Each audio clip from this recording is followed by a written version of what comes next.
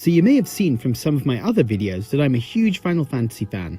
I've played every numbered Final Fantasy game except 11, and I especially love the old school entries 3 to 6.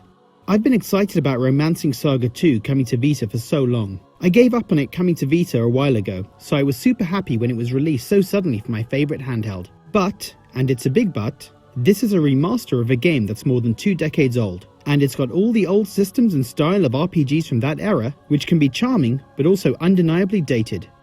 Romancing Saga 2 puts you in a world where 7 heroes of old that defeated evil so long ago have returned and have themselves become evil. You don't play as one character. You play as a lineage of rulers of the Kingdom of Avalon, and your ultimate goal is to defeat the 7 former heroes. You start the game as King Leon, and then take the role of his son Gerard. At certain points in the story, time will jump and you'll take on the role of another member of the family's lineage. The abilities, weapons and experience you acquired is all transferred to the new protagonist, so your efforts to upgrade your character and gain new skills are not wasted. You select 4 warriors in your army to accompany you as you solve quests and locate the next of the 7 heroes to defeat. Along the way, you can also invest in improvements to your town and research into new weapons. The game actually has a lot to do outside of just the dungeons and battles. Something I found a little bit odd and very different from Final Fantasy games is that you can't walk around the world map. When you leave an area, you select where you want to go and you're instantly teleported there. I always liked exploring the world maps in Final Fantasy games, so I wasn't a fan of just appearing in the next location. But on the plus side, the game doesn't waste your time in wandering around. When you enter a dungeon, enemies are on the screen walking around, and they will approach you when they spot you. When you touch an enemy, you enter the battle screen. The battle system is turn-based like many old-school RPGs. The enemies that you fight are completely random. You may enter into a battle with 2 weak monsters, or the same enemy on screen could be 6 monsters, one of which casts a spell at the start of every turn and puts your team to sleep, so that the other monsters can kill you. That actually happened a surprising number of times. As a result, I found the game very hard. The game's clock says I've played for 10 hours so far, but actually it's been much longer because of the number of times I've died and reloaded my save. One positive here is that load times are very fast, so dying and reloading doesn't take much time at all. When you die, you can choose to start back at your castle with a new member of your family, but I preferred reloading my last save and saving time having to backtrack to the last dungeon.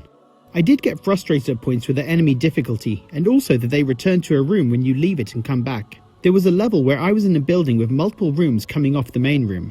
You have to find the one that leads to the boss, but that can mean going into each small room looking for the stairs to the next floor. When you go into the wrong room and return to the main area, you have to fight all the enemies again. And with the random nature of enemies in each battle, you could just as easily face a couple of weak enemies or a super tough group. When you win a battle, your character skills and HP are upgraded automatically. You may also unlock new skills.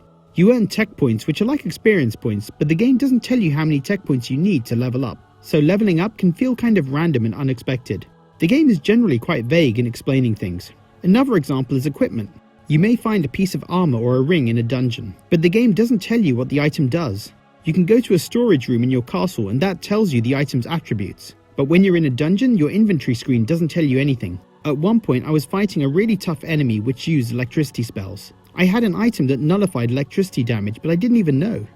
So I've talked a lot about the negatives, and there are definitely areas that this game could be better. When you look at Bravely Default, it's an example of a game that perfectly marries the old school RPG style with modern ideas. It makes Romancing Saga 2 feel especially dated. However, I still think it's a good game. Maybe it's my fond memories of playing those old school Final Fantasy games, but I quite enjoyed jumping into a long RPG again. The modernized pixel graphics looked really good, and the music makes you feel like you're on an epic adventure. There's so much to do in the game, and provided you save often and don't mind reloading now and again, you can get through the tough dungeons. It's not as good as Final Fantasy 3, 4, 5 or 6, but it's a good game that's a nice nostalgia trip for 90s RPG lovers. I'm still a long way from finishing the game, but from what I've played so far, and despite the shortcomings, I'm enjoying it. So guys, have you picked up Romancing Saga 2? What did you think of it? Leave a comment below, and as always, thanks for watching.